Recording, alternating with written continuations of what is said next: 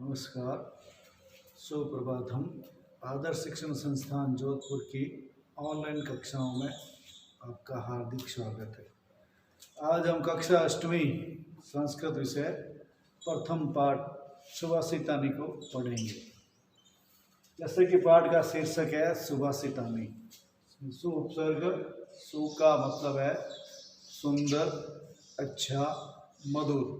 भाषित यानी वचन या वाणी, अच्छी वाणी, मधुर वचन, सुंदर वाणी। इस पाठ में सुभाषित से सुभाषितानी इसका बहुवचन बना है। इस पाठ में कुछ नीतिगत श्लोक लिए गए हैं। इन नीतिगत श्लोकों को कुछ पुस्तकों से संकलित किया गया है, जिसमें सूक्ति मंजरी, नीति शतकम, मनुस्मृति, शिशुपाल वद्धम और पंचतंत्र आदि नीतिगत पुस्तकों से ये श्लोक संकलित किए गए हैं। एक बार हम इन श्लोकों का वाचन करेंगे। गुणा गुणज्ञ सुगुणा भवन्ति, ते निर्गुण प्राप्य भवन्ति दोषः। सुस्वादुतोया प्रभवन्ति नद्यः, समुद्रमासाद्य भवन्त्यपेयः। साहित्य संगीत कला विहीन, साक्षात् पशु पुच्छ विषाणहीन। तृणं न खादन्नपि जीवमान, तद्भागधेयं परं पशूनां। लुब्धस्य नश्यते यशः, पिशुनस्य मैत्रे। नष्टक्रियस्य कुलम् अर्थपरस्य धर्मः। विद्याफलं वैष्णिनः, कृपणस्य सौख्यं। राज्यं प्रमथ सचिवस्य, नर अधिपस्यः। हम सुभाषितानी के प्रथम भाग में 3 श्लोकों का एक बार अनुवाद पढ़ेंगे और उसमें जो भी व्याकरण संबंधी बातें हैं उनको भी देखेंगे। तो हम प्रथम श्लोक के अनुवाद को देखते हैं। गुणा गुणज्ञ सुगुणा भवन्ति। गुणी व्यक्तियों के पास ही गुण होते हैं। कि गुण जब तक गुणवान व्यक्तियों के पास रहते हैं तब तक ये वो गुण होते हैं। वे निर्गुण प्राप्य भवन्ति दोषः। तो वे निर्गुण को प्राप्त होने पर, यानी कि गुणहीन व्यक्ति के पास पहुंचने पर या गुणहीन व्यक्ति को प्राप्त होने पर दोष हो जाते हैं। इनके गुणवानों के पास ही गुण होते हैं। जब वे बुरे व्यक्ति के पास, गुणहीन व्यक्ति को प्राप्त हो जाते हैं तो दोष में बदल जाते हैं, दोष हो जाते हैं। जिस प्रकार से नदियाँ अपने स्वादिष्ट जल को लेकर चलती है, सुस्वादु और स्वादिष्ट निर्मल शीतल जल को लेकर चलती है, लेकिन समुद्र में असाध्य, समुद्र में पहुंचने पर, जब वो जल समुद्र में पहुंचता है, समुद्र को प्राप्त होने पर भवन्ति अपेया, वह अपेय हो जाता है, कि पीने लायक नहीं रहता है, खारा हो जाता है। कि नदियाँ स्वादिष्ट निर्मल स्वच्छ जल को लेकर चलती है, समुद्र में पहुंचने पर वह खारा हो जाता है, अपेय हो जाता है। साहित्य संगीत कला विहीनम, जिस प्रकार साहित्य संगीत और कला से विहीन मनुष्य साक्षात पशु पूछ विषाणहीन, तो साक्षात बिना पूछ के पशु के समान होता है। जिसको, यानी कि जो शिक्षित नहीं है, जिसको साहित्य का ज्ञान नहीं है, संगीत या कला विहीन है, संगीत या कला का ज्ञान नहीं है, तो साहित्य संगीत कला से विहीन मनुष्य साक्षात बिना पूछ के पशु के समान होता है। तृणं न खादन्नपि जीवमान, जो घास नहीं खाते हुए भी जीवित है। मनुष्य जो घास नहीं खाता है लेकिन फिर भी जीवित है। यह तद भागधेयम परम पशुनाम, यह पशुओं का परम सौभाग्य है। नहीं तो पशुओं को भी वो घास दुर्लभ होती, पशुओं को भी नहीं मिलती, ये ऐसा पशुओं का परम सौभाग्य है। लुब्धस्य नश्यति यस्य, लोभी व्यक्ति का यश नष्ट हो जाता है। जो लोभी है, लालची है अपने आप में, उसका यश नष्ट हो जाता है। कि जो लोभ करता है, लालच करता है, तो पूर्ण रूप से उसको फिर जिन सिद्धांतों के आधार पर कार्य करना चाहिए, वो सिद्धांतों से हटकर कार्य करता है, जिसके कारण उसका पूर्ण रूप से यश नष्ट हो जाता है।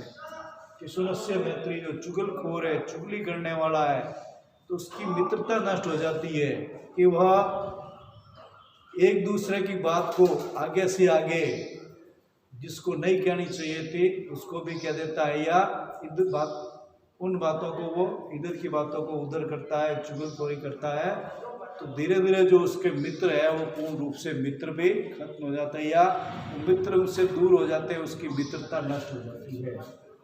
नष्ट क्रियस्य कुलम, और जो क्रियाहीन है, कर्महीन है, जो कुछ भी कार्य नहीं करता, अकर्मणी है, जिसे जो कर्महीन है, अकर्मणी है, या पूर्ण रूप से कोई कार्य नहीं करता है, उसके कुल का नष्ट हो जाता है। अर्थपरस्य धर्म, और जो सिर्फ धन परायण है, कि धन को महत्व देने वाला है, सिर्फ पैसे को ही महत्व देता है, उसका धर्म नष्ट हो जाता है। क्योंकि जब वो पैसे को महत्व ज़्यादा देगा तो वो सिर्फ पैसे के बारे में सोचेगा। पैसा अधर्म से आ रहा है या दुष्ट प्रवृत्ति से आ रहा है, बुरे कार्यों से पैसा आ रहा है, फिर वो उसकी नहीं सोचेगा। तो इस प्रकार से वो किसी तरह से उसके पास धन होना चाहिए, इस प्रकार का सोचता है, तो फिर उसका धर्म नष्ट हो जाता है।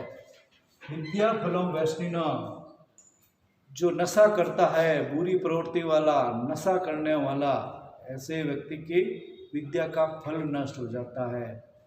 बुरी प्रवृत्ति, बुरी आदत और जो नशा करता है, नशा प्रवृत्ति वाले की विद्या का फल नष्ट हो जाता है। कृपणस्य सौख्यम, कृपण जो कंजूस है, कंजूस की मित्रता नष्ट हो जाती, कंजूस का सुख नष्ट हो जाता है। इसमें थोड़ा सुधार करेंगे। कंजूस, कृपणस्य सौख्यम मैंने कंजूस का सुख नष्ट हो जाता है, क्योंकि उसके पास पैसा है, सब कुछ है, तो पूर्ण रूप से हर तरह से आर्थिक दृष्टि से सक्षम है, उसके पास धन वैभव है, फिर भी वो उसका उपयोग नहीं कर पाता है। पैसे का संचय करता है, पैसे को सिर्फ इकट्ठा करता है, उसका कोई उपयोग नहीं करता है, तो उसका पूर्ण रूप से सुख नष्ट हो जाता है। परिवार में भी लोग उससे दूरी बनाए रखते हैं। परिवार में भी घर में जो पत्नी है, पुत्र पुत्रियां वगैरह, वो भी उससे संतुष्ट नहीं है, वो भी पूर्ण रूप से उस कंजूसी को दोष देती है, तो इस प्रकार से उसका सुख नष्ट हो जाता है। वो पूर्ण रूप से उस पैसे से आराम का या सुख का उपभोग नहीं कर पाता। राज्यम प्रम सचिव से नराधिपस्य, इसी प्रकार से जो राजा का सचिव, नराधिप राजा का जो सचिव है, आलसी है, प्रमादी है, तो ऐसे राजा का राज्य नष्ट हो जाता है। तो राजा से ज़्यादा महत्व उसके सचिव का है। अगर सचिव या मंत्री पूर्ण रूप से कार्य करता है, वो आलसी नहीं है, तो वो पूर्ण रूप से राज्य सही ढंग से संचालित होता है। यदि उसी राज्य का मंत्री, सचिव आलसी है, किसी प्रकार से वह राज्य पे ध्यान नहीं देता है, तो ऐसे राजा के राज्य का राज्य नष्ट हो जाता है। हम इसमें कुछ शब्दों को देखते हैं, जैसे यहाँ भवंती का प्रयोग हुआ है, जो गुणा के लिए हुआ है, ये अपने आप में क्या है, गुणा बहुवचन है। प्राप्य, यहाँ एक प्राप्य शब्द आया हुआ है, जिसमें प्र उपसर्ग आप धातु और लिप प्रत्यय का प्रयोग हुआ है।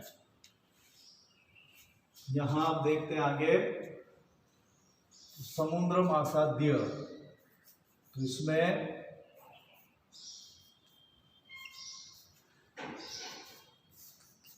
समुद्रम असाध्य व्यंजन संधि का संयोग हुआ है। यहाँ देखते हैं भवंत्य पेया, इसमें इसको अलग करेंगे तो भवंती अपेया हो जाएगा।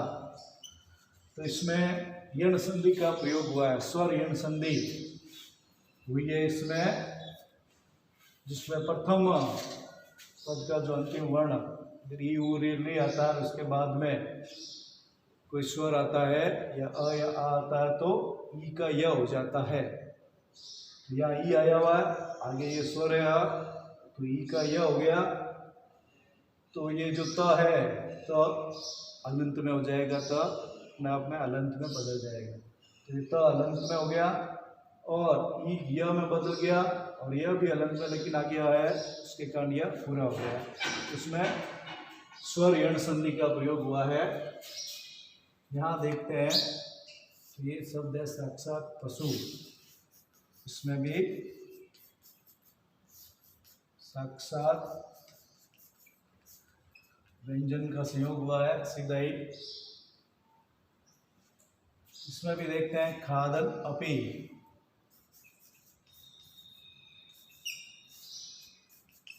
खादन धनपि व्यंजन परस्वर्ण का योग हुआ है। अंत में जो पंचम वर्ण है वह स्वर के आने से द्वित्व हो जाएगा और इसकी संधि हो जाएगी। अब देखते हैं तो इसमें नराधिपस्य, इसमें भी नर्दन अधिप स्वर दीर्घ संधि का प्रयोग हुआ है। इस प्रकार से हमने संस्कृत प्रथम पाठ के सुभाषितानी के एक भाग को पढ़ा। अगले भाग को आगे की कड़ी में